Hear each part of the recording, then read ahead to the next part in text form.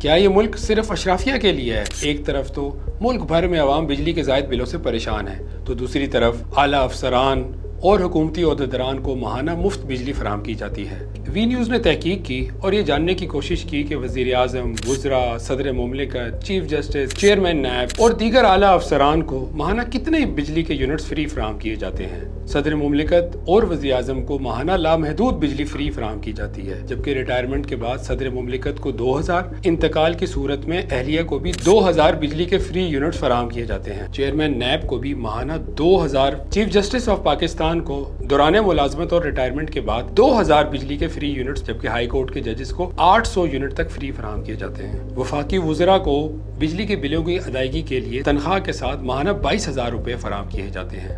اس کے علاوہ وابڈا کے افسران کو 300 سے 1300 یونٹ بجلی کے فری فراہم کیے جاتے ہیں۔ اس خبر کی مزید تفصیلات جاننے کے لیے وی نیوز کی ویب سائٹ کا وزٹ کیجیے۔